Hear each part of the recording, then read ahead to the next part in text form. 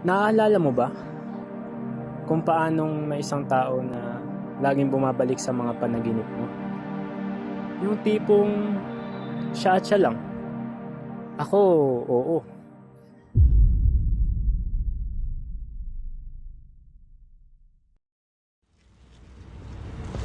Ako nga pala si Francis, isa akong working student. Papasok ako sa aking trabaho nang may mga nakasalubong akong mga misyonero. Oy, brother, kumusta? Saan po kayo ngayon, brother? Punta ako sa trabaho ko. Ay, papasok pa lang po kayo ngayon. Medyo ano na, tanghali na po, brother. Pero mga missionaries po pala kami ng ang simbahan niya sa Cristo ng mga banal sa mga pumili po kayo sa inyo. Ay, ngayon pala kayo nakakita po ng katulad namin. Kaso lang may pasok pa ako eh. Ay, may pasok po yung mga Tatrabaho baka mali pa ako po eh. kayo ngayon, no? Saan po ba kayo nag-Lord po ngayon, brother? Sa ano po, call center. Ay, nag-concentrate po kayo. Malayo pa, brother. Isang oras yung biyahe. Isang oras pa. Anong oras po papasok ninyo ngayon, brother? 6:30 po. 6:30. 5:30 na nga eh. Pero ano po pala ang pangalan niyo? Francis po pala yung pangalan ko. Brother Francis, nice to meet you po. Ako po pala si Elder Angoluan po, brother. Ano po ako, Olongga po. Ako po na si Elder Layo ah. Mendoza, taga Iloilo. No? Iloilo po. Actually, hindi po talaga kami taga dito po, brother. So kami mga missionary, naglilibot po talaga kami dito, nagtuturo sa mga tao po. Siguro napapansin niyo kami ba na paikot-ikot kami dito, no? Parang ngayon ko lang kayo nakita eh. Opo. So kami po pala, brother, nagtuturo po kami patungkol kay Yesu Cristo. Yan po yung ginagawa po namin. Meron na po ba kayong parang pamilya, sariling pamilya? Wala pa. Ay, wala pa. Pero nag-aaral ako. Ay, harap. At the same time, Tapos nagtatrabaho. trabaho, no? Pero dito, nakita niyo po ba ito, brother? Hindi pa. Kasi alam namin na mapasok pa po kayo, no? Pero siguro mag-iwan lang kami ng aklat. Okay na po ba ito? Iwan po namin sa inyo. May bayad ba yan? Hindi, wala siya. Brother. Libre lang siya talaga. Pero yung bayad niyo sa amin, gusto namin na mabasa niyo po siya. At matapos Pwede po naman. ninyo agad. Grabe naman. Mahilig po ba kayo magbasa, brother? Sakto lang. Sakto lang. Siguro kapag kapag wala kayong ginagawa sa trabaho niyo or sa school, di ba? Kapag medyo alam niyo, parang recess, ganyan. Pwede niyo siya basahin kapag gusto niyo siya basahin. Kasi maganda po yung nakapaloob po dito, brother. Kung mababasa niyo po dito, sa pangtipan ni Yesu Cristo. So itong aklat po, nakasentro po talaga siya kay Yesu Cristo. Para mas makilala po natin siya. No? Kasi isipin natin, di ba, minsan, pamilya tayo kay Yesu Cristo po, di ba? Minsan isipin natin, gaano kaya kahalaga siya sa buhay natin? Bakit kaya kailangan kilalanin natin siya, di ba? So dito po natin siya mas malalaman. Kung paano po siya makakatulong. Sa buhay natin ngayon, syempre, alam ko, pagod na kayo sa trabaho, pagod na kayo sa school. Pero mahanap niyo po yung pahinga po dito. So kung patutuhanin yung sinabi ng kasama ko, masaya po kami ibigay sa inyo, Brother Francis. At masaya po kami na next time po ay makapag-visit po kami sa bahay po ninyo. Saan po pala kayo nakatira? Ano sa may ano? Sa may block na bahay. Black na bahay. Anong araw, anong madalas po na parang free time po ninyo or sabihin po natin day off po ninyo sa trabaho? Siguro ano, Sabado ng hapon.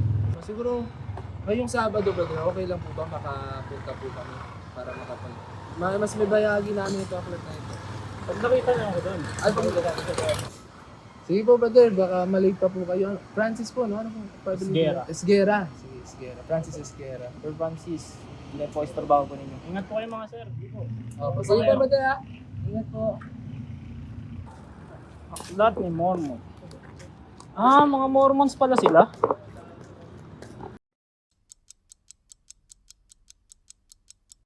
Kumusta po, brother? Nabasa niyo po ba yung Mormon? Or aklat ni Mormon po? Hindi po eh. Busy. Sayang sa ano po, no? Na-busy tayo sa school po, no, brother? Saka sa trabaho din. Trabaho din. Kahit ano, hindi niyo siya nabuksan kahit isang page, ganyan. Tinignan ko lang. Yung mga picture, no? Nakikita niyo yung mga videos ko na.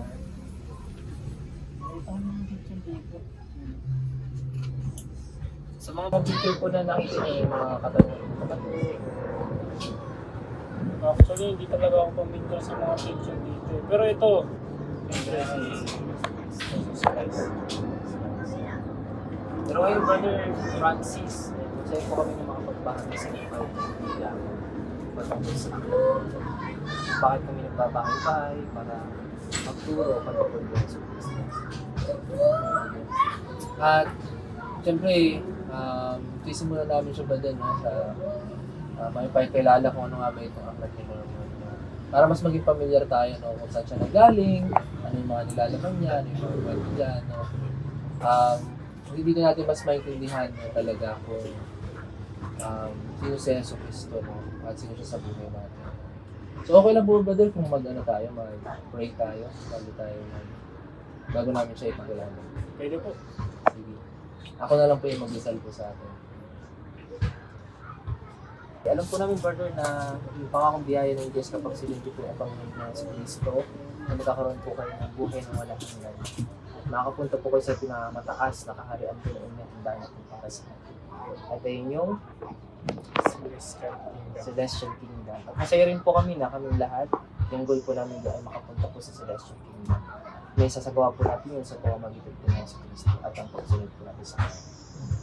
Gusto ko din bumagpatotoo po ba din na ito po yung plano po ng Diyos para sa akin. At gusto ko po patotohanan na dito po natin mas mararamdaman kapag sinunod po natin yung mga binahagi po namin ngayon, yung mga kinakailangan po natin gawin. Dito po natin mas mararamdaman yung tunay na kaligayahan. Na hindi pa natin nararamdaman sa buhay po na meron po tayo. So po brother, kung handa po kayo, no, matanggapin po itong ebanghelyo, masaya po kami na tulungan po kayo dyan. At matanggap niyo po yung mga biyaya po para sa buhay po ninyo. Kasi minsan ito yung plano po natin, di ba? Meron tayong plano sa sarili. Nakikita po namin yan sa inyo po. Pero yung plano po ng Diyos para sa inyo, sobrang maganda po siya. Kaya kung susundin niyo po ito, alam po namin na mas magiging maganda po yung buhay po na meron po kayo. Kaya gagawin mo po ba, brother? Kasi hindi ng halimbawa ng si Kristo na magpabinyag sa taong may tamang kapaligad.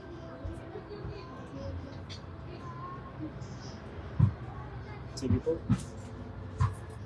Masaya po kami, Brother Francis, na marinig po dito sa Pilipinas. Masaya rin yung Diyos. Siya po yung sobrang saya.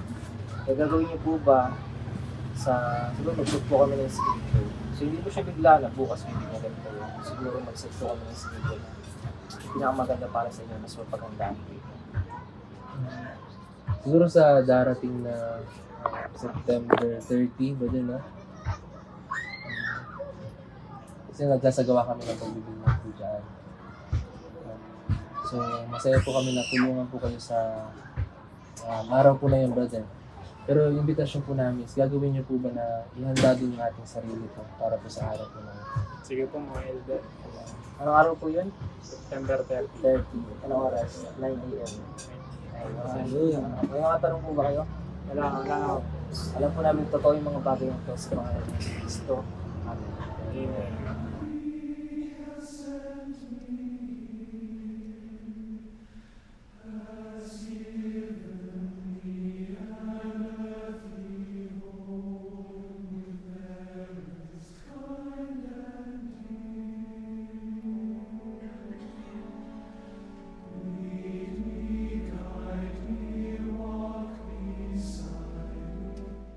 Naniniwala po ako na yung simbahan na ito ay totoo po siya.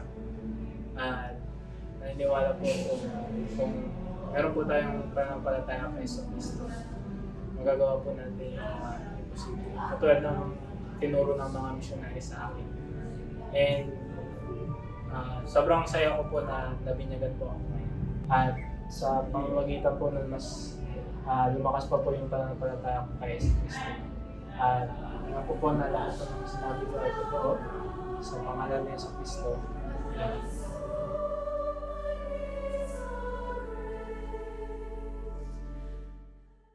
Ayun, welcome sa activity natin, no? So, masaya kami nandito kayo lahat, no? Pero may isa kaming i-present sa inyo kasi yung isang YSA natin, no? Nakatanggap na siyang call. Sino kaya yun? No? Sino kaya yun? Ayun. Ayun, tawagin natin si Kuya Francis, no? Para mabasa yung kanyang email.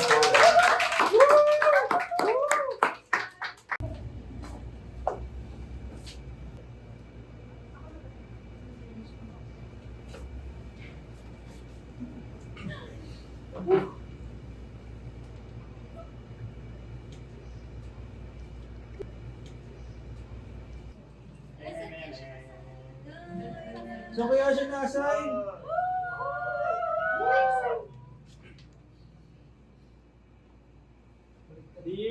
Elder Isguera. You are hereby called to serve as a missionary of the Church of Jesus Christ of Latter-day Saints. You are assigned to labor in Philippines Baguio Mission.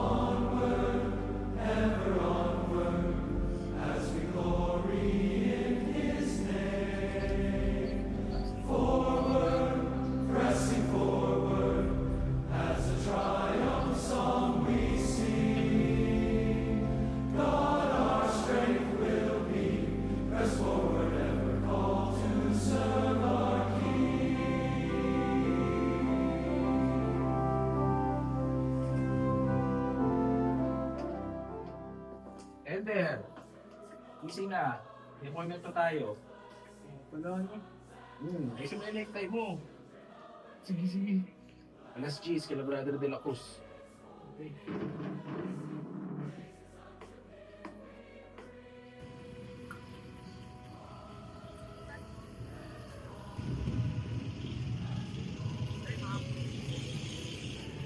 Dito na yun, Elder. Dito na, dito na.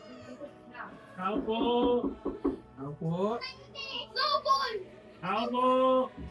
Hello, sister! Good evening. Kamusta ang mga elders? Ayos lang po. Ano ba yung pag-lingkod ko sa inyo?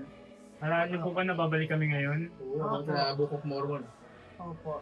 Nagbasa po ako. Tuloy. Hindi ko kayo mga elders. Sige, sister po. Thank you, thank you po. Kasi siya na po kami sa bahay namin kasi magulo po. Alam po Kasi sister. nakarating lang po namin. Kaya rin ko nga ayos yung bahay. So sister, naalala niyo po ba yung tinuro namin sa inyo about kay Joseph Smith? Opo. Ito po. Si Joseph Smith, nalaman po yung ano po yung katotohanan ng book of Mormon. So saan po sister yung nabasa niyo dito sa book of Mormon? Pwede mo naman.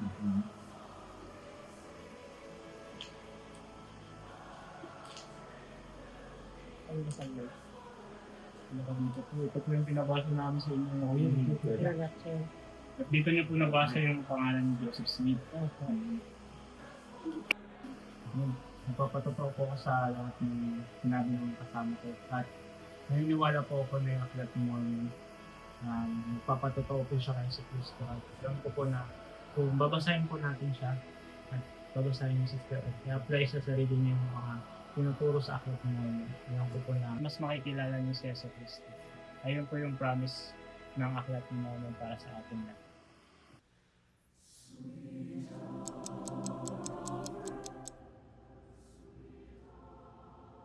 Heavenly Father,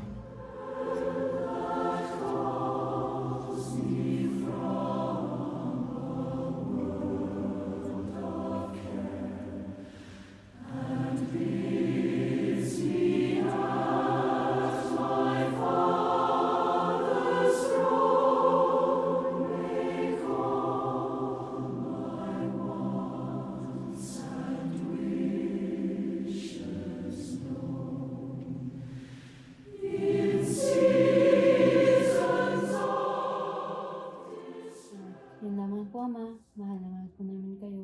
In the name of Jesus Christ. Amen.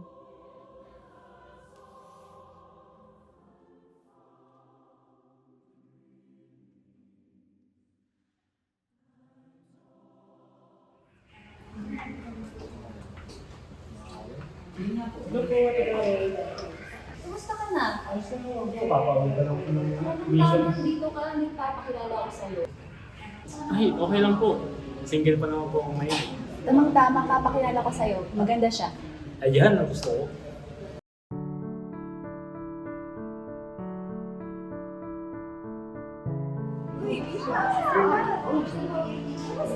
Kulit ka, tamang-tama. Francis, Elizabeth si Francis. Kakauwi niya lang sa mission. Sige po. Sister, Sige po. See you next time. Ako rin po. Sige po, pasok na din Ay, kami. dito rin naman po ako. Ano yung siya pakilala mo sa akin? Si Elizabeth. Grabe naman, nagulat ako, pero Ang ganda niya, no? maganda pwede.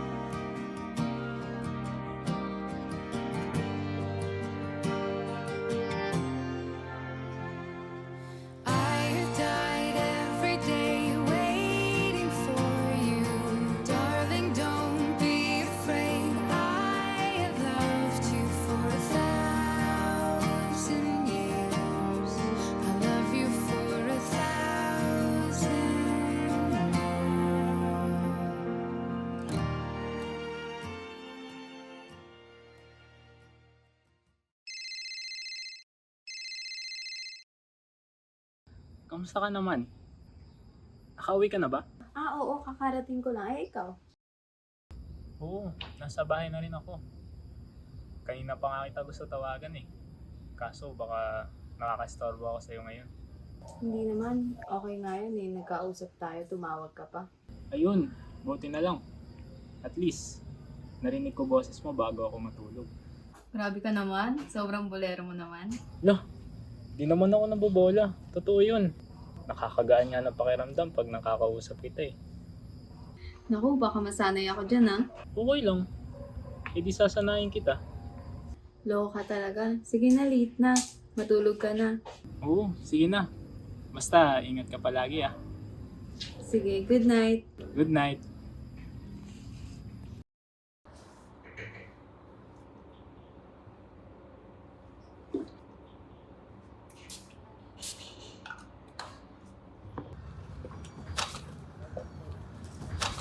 Oh baby, baby, baby. Hala! Ano ba yan? Malas naman oh.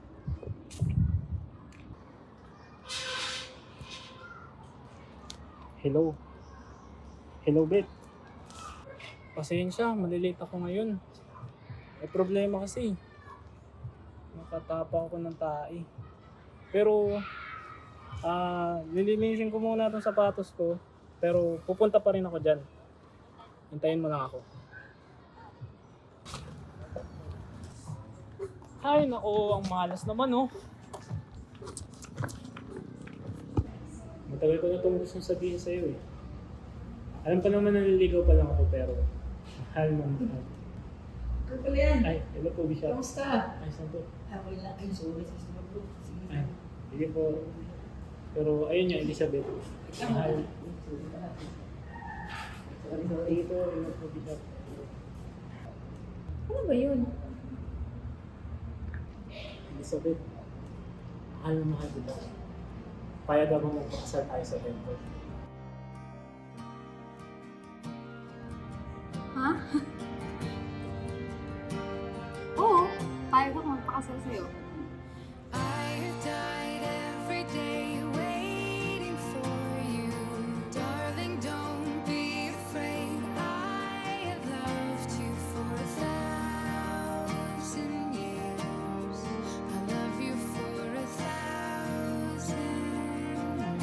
Hindi laging madali.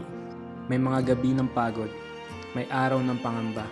Pero sa gitna ng lahat, the covenant path reminds us of our eternal perspective. Kapag nanatili kami sa landas ng Panginoon, kahit mahirap, may lakas. Kahit mahina, may pag-asa. Sa bawat sakripisyo, may kapalit na peace na hindi matutumbasan ng mundo. Alam namin hindi perpekto ang buhay, pero perpekto ang plano ng Ama. Sa Covenant Path, natagpuan namin ang totoong kaligayahan, ang walang hanggang pagmamahal sa pamilya.